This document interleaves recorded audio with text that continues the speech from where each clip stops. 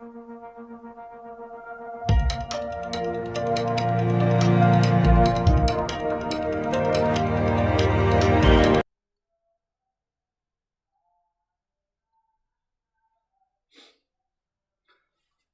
Everyone, welcome to the learning loop online educational platform. Student, उम्मीद है आपकी तैयारी बहुत अच्छी चल रही होगी ना। आपका एग्ज़ाम जो है वो 20 फरवरी को होना है, ठीक है। तो अगर हम बात करें तो हमने एक सीरीज स्टार्ट करी थी जिसमें हमने 2025 का पेपर स्टार्ट किया था। सबसे पहले 12th में आईटी के अंतर्गत जेएसडी या जूनियर सॉफ्टवेयर डेवलपर का जो पेपर है हमने, ठीक है, वो स्टार्ट किया था। इसमें मेरे द्वारा आपको लगभग 3 क्लासेस मिल गई हैं, जिसमें पहली क्लास में मैंने पूरा पेपर डिस्कस कराया था, साथ में ऑब्जेक्टिव क्वेश्चंस कंप्लीट कराए थे 1 से 4, है ना। क्वेश्चन नंबर 1 से 4 कंप्लीट कराए थे। दूसरी क्लास में मैंने आपको 3 नंबर कंप्लीट कराए थे और सारी स्ट्रेटेजी, क्वेश्चन को कैसे एग्जाम में रीड करना है, कैसे अप्रोच बनाना है, कैसे पढ़ना है, कैसे समझना है, कैसे लिखना है, आंसर राइटिंग कैसे करनी है, ड्राफ्टिंग कैसे करनी है, सारी चीज़ें मैंने आपको बेसिक चीज़ें उसमें समझाई थी, ठीक है। और इसके बाद वाली क्लास में या तीसरी क्लास में मैंने आपको 5 नंबर वाले जो 6 क्वेश्चन हैं वो सारे 6 क्वेश्चन बताए थे, उनसे बनने वाले क्वेश्चंस बताए थे, कैसे क्वेश्चन को रीड करना है, क्वेश्चंस के सेक्शंस कैसे बनाने हैं एग्जाम में, कैसे कवर करना है, कितना लिखना है, क्या अप्रोच लेकर चलना है, जिससे पूरे मार्क्स क्वेश्चन के अंदर हम लेकर आ रहे हैं। ये सारी चीज़ों पर हमने डिस्कशन किया था। तो अगर आप आज की क्लास पहली बार देख रहे हैं या फर्स्ट टाइम देख रहे हैं, ठीक है, और पहली क्लास आप यही देख रहे हैं, तो सबसे पहले आप ये 3 क्लासेस अच्छे से कवर कर लेंगे तो आपको सारी अप्रोच, सारी चीज़ें समझ में आ रही होंगी कि हम किस अप्रोच के साथ तैयारी कर रहे हैं, किस अप्रोच के साथ हम पेपर को लेके चल रहे हैं। मैं ये कोशिश कर रहा हूँ कि हमारे पास समय बहुत कम बचा है, तो हम इतने कम टाइम में कितनी ज़्यादा चीज़ें कवर कर सकते हैं वो हम पेपर के माध्यम से, ठीक है, उसको हम लेकर चल रहे हैं, ठीक है। क्योंकि पूरे सिलेबस को कवर करने में टाइम बहुत लगता है, तो हम एक अप्रोच लेकर चल रहे हैं कि पेपर के अप्रोच को हम लेकर चल रहे होंगे या प्रीवियस ईयर के क्वेश्चन को हम बेस मानकर तैयारी कर रहे होंगे, तो हम एग्जाम में बहुत अच्छा कर पा रहे होंगे, ठीक है। तो इसी के साथ हम स्टार्ट करते हैं। सबसे पहले तो हम ये जान लेते हैं कि 2025 के अंदर हमसे 7 नंबर में कौन कौन से क्वेश्चंस पूछे गए हैं, ठीक है। तो सबसे पहले हम देख लें भैया कि यहाँ पर क्वेश्चन नंबर जो 16 है, तो हमारे क्वेश्चन नंबर 16 से लेकर क्वेश्चन नंबर 20 तक जो 5 क्वेश्चंस होते हैं, ये सारे 5 क्वेश्चन जो होते हैं ये 7 नंबर में हमसे पूछे जाते हैं। और आप देखते हो किस प्रकार से इसकी जो मार्किंग है वो 35 की बन रही होती है या 35 नंबर की मार्किंग बन रही होती है। काफ़ी बड़ा स्कोर होता है, इसलिए ये सेक्शन बहुत इंपॉर्टेंट होता है एग्जाम में। ऐसा हम बिल्कुल ना करें कि 7 नंबर का हम एक सिंगल क्वेश्चन भी अगर हम स्किप कर देते हैं तो आप ये मान के चलिए कि आपके 7 नंबर मिलने की उम्मीद जो है वो पूरी चली गई। जब 7 नंबर हमारे जो खाता है या हमारे जो नंबर है उससे क्या हो जाएगा, स्कोर से माइनस हो जाएगा। तो कभी भी हम 7 नंबर वाला क्वेश्चन बिल्कुल एग्जाम में ना छोड़ना। 1 नंबर वाला चल जाता है, 3 नंबर वाला चल जाता है कि भाई एक क्वेश्चन छूट गया, है ना। तो 1 नंबर का भी हम ना छोड़ें। हम तो ये अप्रोच लेकर चल रहे हैं कि हम पूरे 100 नंबर का पेपर अटैम्प्ट एग्जाम में करें, पर कभी ऐसा हो जाता है मिसअंडरस्टैंडिंग के कारण या टाइम की कमी के कारण या हमने प्रॉपर तरीके से प्लान नहीं किया होता है इसके कारण, तो एक बात अलग है, ठीक है। सबसे पहला क्वेश्चन 16 नंबर पे आपसे जो पूछा गया, ये पूछा गया कि बिल्ट इन एक्सेप्शन क्या है। कोई 5 बिल्ट इन एक्सेप्शंस की व्याख्या करें या बताएं, ठीक है। अगला क्वेश्चन आपसे पूछा गया है निम्नलिखित को समझाइए, सिलेक्शन सॉर्ट क्या होता है, बबल सॉर्ट क्या होता है, ठीक है। देखो, टाइम बहुत कम है इसलिए मैं बहुत ज़्यादा चीज़ें एक्सप्लेन आपको नहीं कर पाऊंगा, इसमें समय बहुत लगेगा। मैं आपको केवल ये बताना चाह रहा हूँ कि ये क्वेश्चंस इंपॉर्टेंट हैं, इनको आप अच्छे से तैयार करिए, उनको एग्जाम में कैसे लिखना है, ठीक है। तो हम थोड़ा सा स्पीड के साथ पढ़ रहे होंगे, मैं आपको पहले ये बात बता देता हूँ। हम बहुत अच्छे से चीज़ों को एक्सप्लेन अभी नहीं कर सकते, हमारे पास थोड़ा सा टाइम का प्रॉब्लम है ना, ठीक है। एग्ज़ाम भी आपके, है ना, बिल्कुल पास में है ना। 2-4 दिन ही एग्ज़ाम के लिए हम कह सकते हैं कि हमारे पास बचे हुए हैं, तो इसमें हम केवल रिवीजन कर सकते हैं, पुराने पेपर डिस्कस कर सकते हैं, हम बहुत ज़्यादा कुछ नहीं कर सकते, ठीक है। आंसर राइटिंग का अप्रोच हम देख सकते हैं, स्किल्स हम अपने इंप्रूव कर सकते हैं जो इतने कम टाइम में किए जा सकते हैं, ठीक है ना। निम्न को समझाइए, 18 नंबर में आपसे क्वेश्चन पूछा गया है, ब्लैक बॉक्स परीक्षण और व्हाइट बॉक्स परीक्षण क्या है। जैसा कि मैंने आपको बताया था कि 10th क्लास का जो पेपर है वो 14 फरवरी को कंप्लीट हो गया है 2026 को, 26 वाला एग्जाम। तो इसमें जो पिछले 4 सालों के पेपर मेरे द्वारा सॉल्व कराए गए थे यूट्यूब के ऊपर, उसमें से बहुत सारे क्वेश्चंस आप देखोगे रिपीटेड क्वेश्चंस हैं या सेम क्वेश्चंस आए हुए हैं। तो हम ऐसा मान के चल रहे हैं कि अगर हम पिछले 2 से 3 सालों का पेपर अगर अच्छे से कर लेते हैं क्लियर, तो बहुत सारे क्वेश्चंस आपको वहाँ से देखने के लिए मिल रहे होंगे, एक अच्छा स्कोर हम एग्जाम में कर पा रहे हैं। नेक्स्ट आपसे पूछा गया, निम्न को समझाइए, वेब ऑफ थिंग्स और हैकिंग क्या होती है। और नेक्स्ट क्वेश्चन है डीबीएमएस क्या है, डीबीएमएस के 4 फायदे और नुकसान बताना है, ठीक है। चलिए, सबसे जरूरी बात जो मैं आपको कहना चाह रहा हूं, ठीक है, आज की क्लास में, कि जो 7 मार्क्स वाला क्वेश्चन होता है, मैंने आपको अभी बताया कि 5 क्वेश्चन आपके एग्जाम के अंदर मिल रहे होते हैं, और ये काफ़ी बड़ा स्कोर बनाते हैं। 7 आप देखेंगे तो 35 मार्क्स का। तो जो 7 नंबर वाला क्वेश्चन है, पहली चीज़ कि इस क्वेश्चन को हम एग्जाम में कभी भी स्किप ना करें या छोड़े ना, हमसे जितना बन रहा है हम उतना करके आए, ठीक है। दूसरी बात, आपने कितना पढ़ा हुआ है ये मैटर नहीं करता है, ठीक है, मैंने आपको बताया। आप एग्जाम में क्वेश्चन को किस अप्रोच के साथ कॉपी में कंप्लीट कर रहे हैं ये मैटर करता है। तो 7 नंबर वाले क्वेश्चन में कोशिश करिए कि अगर हो पा रहा है तो हम एक छोटा सा इंट्रोडक्शन 2 से 3 लाइन का बना रहे हो, ठीक है।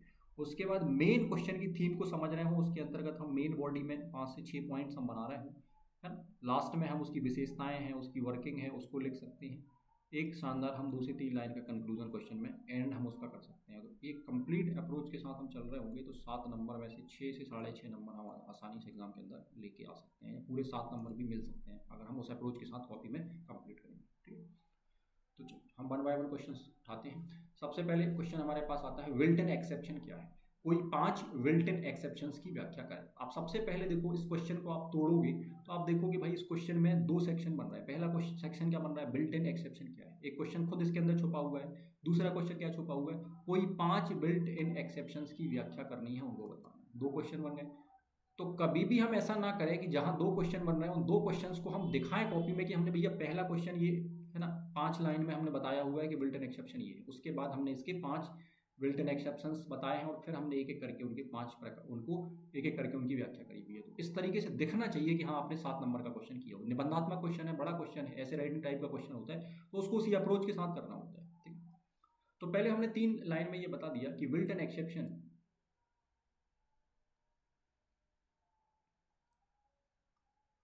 हमने बता दिया कि बिल्ट इन एक्सेप्शन जो है वे त्रुटियां होती हैं जो प्रोग्रामिंग भाषा जैसे कि पाइथन में पहले से परिभाषित होती हैं। जब प्रोग्राम के निष्पादन या एग्जीक्यूशन के दौरान कोई विशेष प्रकार की गलती होती है तो ये एक्सेप्शंस स्वतः क्या हो जाते हैं, उत्पन्न हो जाते हैं। इसको हम एक्सेप्शंस बोलते हैं, ठीक है, या बिल्ट इन एक्सेप्शंस हम कहते हैं, बिल्ट इन एक्सेप्शन। अब 5 प्रमुख बिल्ट इन एक्सेप्शंस जो हैं वो इस प्रकार है। सबसे पहले आता है जीरो डिवीजन एरर। जब किसी संख्या को 0 से भाग दिया जाता है तब यह एक्सेप्शन क्या होता है, उत्पन्न होता है, ठीक। दूसरा हमने बताया नेम एरर। जब किसी ऐसे वेरिएबल या नाम का उपयोग किया जाता है जो परिभाषित नहीं है तब हमें ये चीज देखने के लिए मिलती है।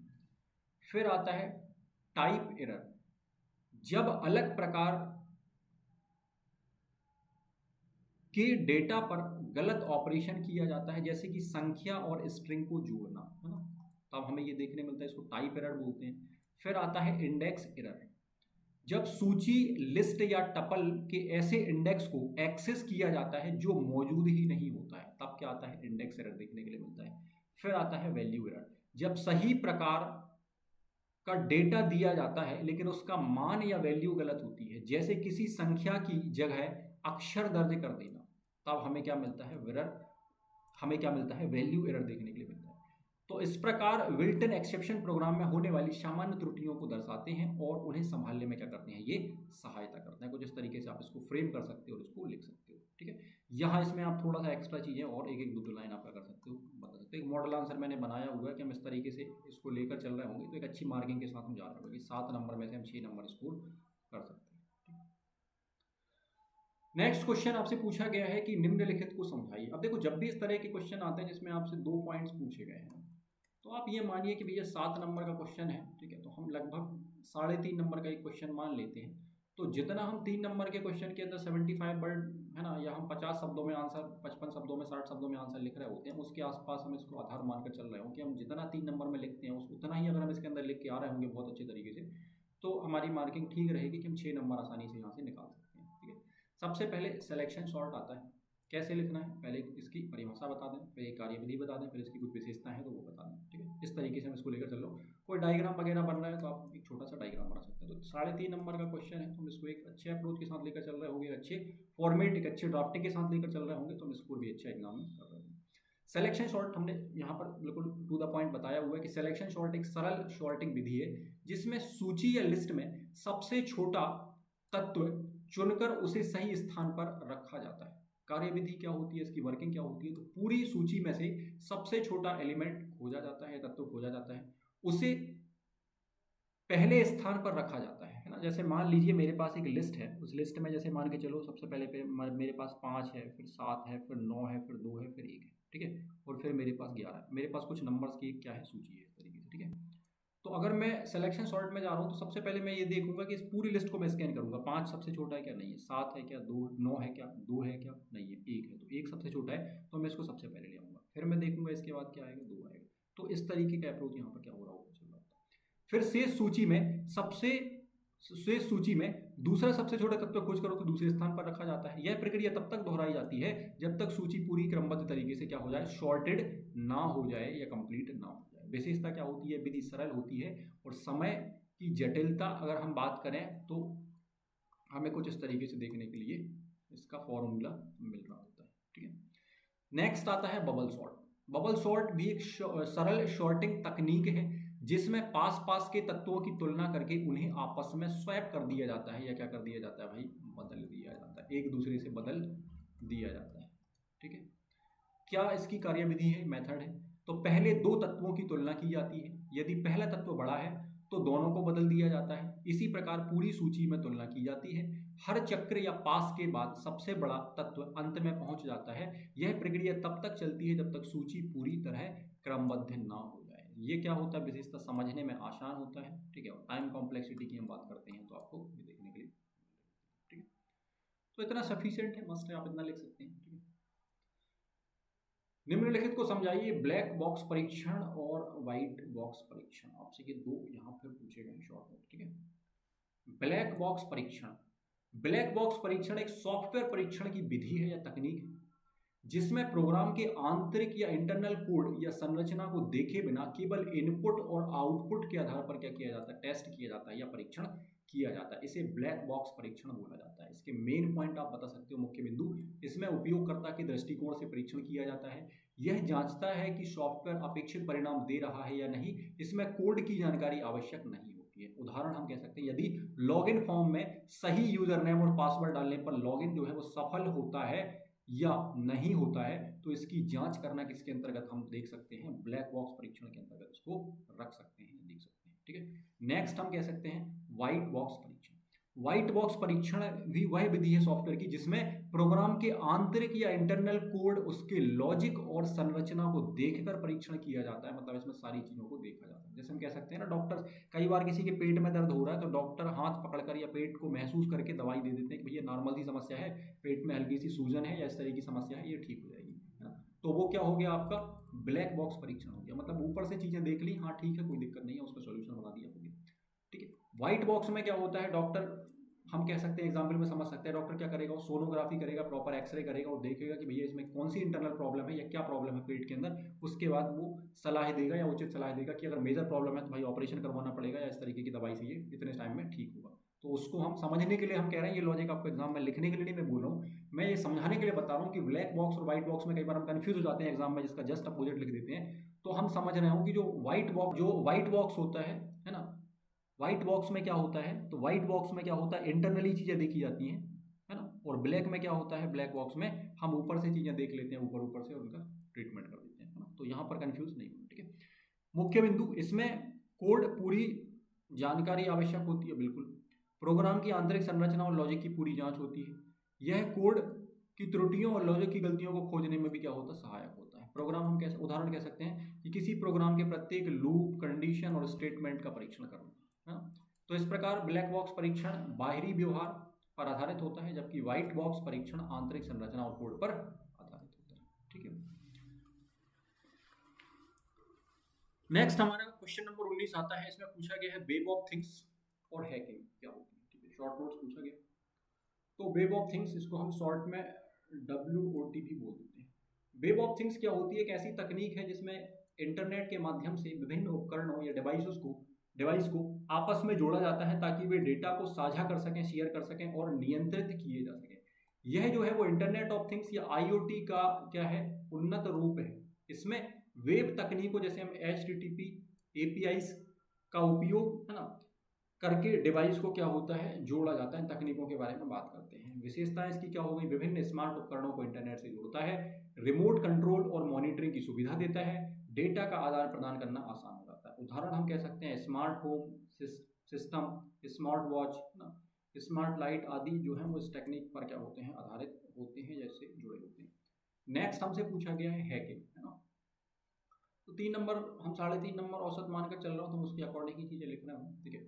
हैकिंग वह प्रक्रिया है, इसमें बहुत ज़्यादा चीज़ें नहीं बतानी हमें। हैकिंग वह प्रक्रिया है जिसमें कोई व्यक्ति कंप्यूटर सिस्टम या नेटवर्क में अनाधिकृत, अनऑथराइज्ड रूप से क्या होता है, प्रवेश करता है, उसको हम क्या बोलते हैं भाई, हैकिंग बोलते हैं। जब कोई थर्ड पर्सन, है ना, इंटरनेट पर या सिस्टम पर अनाधिकृत रूप से अपनी पहुंच बना लेता है या उसको हैक कर लेता है, उस पर अपना अधिग्रहण कर लेता है, अधिकृत कर लेता है गलत तरीके से, अनऑथराइज्ड तरीके से, तो उसको हम हैकिंग बोलते हैं। आप लिख सकते हैं एक लाइन में सिंपल, ठीक है। इसके प्रकार हम बोलते हैं तो 2 प्रकार की होती है। एथिकल हैकिंग जो होती है, ये सुरक्षा की जांच के लिए अनुमति लेकर की जाती है, कि भाई कोई गवर्नमेंट एजेंसी है या कोई, है ना, प्राइवेट कंपनी है जिसको एक्सेस मिला हुआ है कि भैया आपको सुरक्षा कारणों से यहाँ पर हैकिंग करके इस चीज़ को पता करना है, तो ये इसके अंतर्गत आ जाता है। दूसरा होता है मैलिशियस हैकिंग, गलत उद्देश्य की जाती है, जैसे कि डाटा को चोरी करना या इस तरह की चीज़ें, ठीक है ना। हानियों की हम बात करते हैं तो डेटा चोरी है, गोपनीय जानकारी का नुकसान होता है, सिस्टम को नुकसान होता है, तो इस प्रकार हम कह सकते हैं, ठीक है, कि वेब ऑफ थिंग्स जो है वो आधुनिक कनेक्टिविटी तकनीक है, जबकि हैकिंग जो है अनाधिकृत प्रवेश से संबंधित गतिविधि है जो सुरक्षा के लिए चुनौती बन सकती है। इस तरीके से आप इसको कंक्लूड कर देंगे, या कंक्लूजन आप बता देंगे, ठीक है। लास्ट क्वेश्चन हमारा आ जाता है आज का 7 मार्क का, 2025 में पूछा गया क्वेश्चन कि डीबीएमएस क्या है। अब क्वेश्चन को आप तोड़ेंगे तो डीबीएमएस क्या है, एक क्वेश्चन बन गया। डीबीएमएस के फायदे क्या हैं, एक क्वेश्चन बन गया। डीबीएमएस के नुकसान क्या है, एक क्वेश्चन बन गया। तो आपको 3 पेज में 3 सेक्शन बना के इसको क्या करना पड़ेगा, प्रॉपर तरीके से इसको फ्रेम करना पड़ेगा, प्रॉपर तरीके से लिखना पड़ेगा। आप चाहो कि हम इसको 1 से 1.5 पेज में खत्म कर दें सारा क्वेश्चन, तो फिर आपको मार्क्स भी वैसे मिल रहे होंगे, 7 में से हम 3 नंबर ला रहे होंगे, 4 नंबर ला रहे होंगे, ठीक है। पर अगर आप इसको बहुत अच्छे से लिखोगे तो आपको नंबर भी बहुत अच्छे मिलेंगे। टॉपर्स की कॉपीज आप देखोगे तो उनकी जो आंसर राइटिंग का फॉर्मेट है, जो अप्रोच है, वो आप अलग देख सकते हो कि ये कॉपी जो है वो 90+ वाली या 99 वाली कॉपी है, ठीक है। उनका अप्रोच आप देखोगे, क्वेश्चन लिखने का, सॉल्व करने का, बताने का, हर चीज़ अलग होती है, ठीक है। डीबीएमएस क्या होता है, तो डीबीएमएस को हम बोलते हैं डेटाबेस मैनेजमेंट सिस्टम। एक सॉफ्टवेयर है जो डेटा को संगठित यानी ऑर्गेनाइज, स्टोर, ठीक है, प्रबंधित और नियंत्रित करने का कार्य करता है। यह उपयोगकर्ता और डेटाबेस के बीच क्या करता है, एक इंटरफेस के रूप में भी कार्य करता है। जैसे हम एग्जांपल की बात करते हैं तो MySQL होता है, ओरेकल होता है ना, MS एक्सेस होता है, लिब्रे ऑफिस बेस होता है, ये सारे क्या है, डीबीएमएस या डेटाबेस सॉफ्टवेयर माने जाते हैं, ठीक है। डीबीएमएस के 4 फायदे या एडवांटेज हम लिख रहे होंगे। सबसे पहला फायदा, डेटा पुनरावृत्ति में कमी, जिसको हम बोलते हैं डेटा रिडंडेंसी, एक ही डेटा बार बार स्टोर नहीं होता है, ये फायदा है। दूसरा फायदा क्या है, डेटा की सुरक्षा, डेटा सिक्योरिटी, पासवर्ड और अनुमति मतलब एक्सेस कंट्रोल द्वारा सुरक्षा प्रदान की जाती है। तीसरा फायदा, डेटा संगति, जिसको हम बोलते हैं कंसिस्टेंसी, डेटा में असंगति यानी इनकंसिस्टेंसी क्या हो जाती है, कम हो जाती है। नंबर 4, डेटा साझा करना, डेटा शेयरिंग, कई उपयोगकर्ता एक ही समय में डेटा का क्या करते हैं, उपयोग कर सकते हैं, इसका फायदा हो गया। अब फायदा है तो नुकसान होंगे, बिल्कुल है। तब तो आपसे पूछे गए हैं कि डेटाबेस के फायदे और नुकसान बताएं। 4 पूछे हैं तो कोशिश करें हम 4 बताएं, इससे ज़्यादा आवश्यकता नहीं है बताने की, है ना। कम भी ना बताएं कि हम 3 ही बता के आ रहे हैं, तो वहाँ एग्जामिनर की नज़र में आप आ जाओगे कि भैया 4 पॉइंट पूछे, आपने 3 लिखे, 1 नंबर कट जाएगा। तो इस तरीके से थोड़ा सा सोच के हम चल रहे हैं। पहला नुकसान क्या हो गया, उच्च लागत, हाई कॉस्ट, सॉफ्टवेयर और हार्डवेयर महंगे होते हैं, बिल्कुल ठीक है। जटिलता यानी कॉम्प्लेक्सिटी, इसे समझना और प्रबंधित करना काफ़ी कठिन और जटिल होता है। एक सॉफ्टवेयर इंजीनियर ना या डेटाबेस इंजीनियर ही उसको कर सकता है, अच्छे तरीके से हैंडल कर सकता है, और कोई व्यक्ति नहीं कर सकता। या कर सकता है तो उसके लिए है ना, सही तरीके से प्रशिक्षण प्राप्त होना चाहिए, उस पर अभ्यास होना चाहिए, उसकी प्रैक्टिस होनी चाहिए, तब आप कर सकते हो मैनेज उसको। प्रशिक्षण की आवश्यकता, वही बात सामने आ गई जो मैंने बताई है ना। उपयोग करने के लिए विशेष ज्ञान होना आवश्यक है ना, नॉर्मल से ज्ञान से काम नहीं चल पाएगा कि हमने नॉर्मल एक किताब पढ़ ली, उसमें डेटाबेस पढ़ ली, अब हम जाके सीधे एक कंपनी में या एक बहुत बड़े डेटाबेस को मैनेज करने लगे, तो ये संभव नहीं है। उस पर अभ्यास होना चाहिए, प्रैक्टिस होना चाहिए, प्रॉपर हमारे पास प्रैक्टिकल नॉलेज होना चाहिए, और उसके ऊपर हमने 1 साल 6 महीने उस पर प्रैक्टिस करी हो या काम किया हो, तब हम एक बड़े डेटा को है ना क्या कर सकते हैं, डेटाबेस को मैनेज कर सकते हैं, उस पर काम कर सकते हैं। सिस्टम विफलता का प्रभाव, यदि डीबीएमएस फेल हो जाए तो पूरा सिस्टम प्रभावित हो सकता है ना, एक इसका ड्रॉबैक हम कह सकते हैं, डिसएडवांटेज हम कह सकते हैं। इस प्रकार डीबीएमएस डेटा को सुरक्षित और व्यवस्थित तरीके से प्रबंधित करता है, लेकिन इनकी या इसकी लागत और जटिलता के कारण इसके कुछ नुकसान भी देखने के लिए सामने होते हैं। तो मैं उम्मीद करता हूं कि आपको 7 मार्क्स वाले क्वेश्चन भी बहुत अच्छे से समझ में आए होंगे। किसी भी प्रकार की समस्या के लिए या सुझाव के लिए आप हमें कमेंट कर सकते हैं। वीडियो अगर आपको अच्छा लगता है या क्लास आपको पसंद आई हो तो आप इसको लाइक भी कर सकते हैं। साथ ही साथ अपने मित्रों को या अपने दोस्तों को आप है ना वीडियो या क्लास शेयर कर सकते हैं, जिससे उनका भी फ़ायदा हो रहा हो। ठीक है, आगे किसी प्रकार के सुझाव के लिए या क्लासेस के लिए आप क्या चाह रहे हो उसके लिए भी आप कमेंट कर सकते हो। अगर हम पॉसिबल हो सका, हमारे पास उतना समय हो सका, टीम मैनेज कर पाई, तो हम उन चीज़ों को भी सामने आपकी लेकर आ रहे होंगे। आगे हम जो नेक्स्ट बैच है, जो बच्चे 11th में हैं, आगे 12th में आने वाले हैं कुछ समय के बाद, उनके लिए हम बहुत अच्छे से प्रॉपर चीज़ें प्लान कर रहे होंगे। पूरा सिलेबस आपका कवर हो रहा होगा, वो सारी जो फैसिलिटीज़ आपको मिलनी चाहिए है ना, मटेरियल है, नोट्स है, एप्लीकेशन के ऊपर आपको लाइव क्लासेस, ये सब कुछ आपको है ना कुछ ही टाइम के बाद मिलना स्टार्ट हो जाएगा। ठीक है, तो अभी के लिए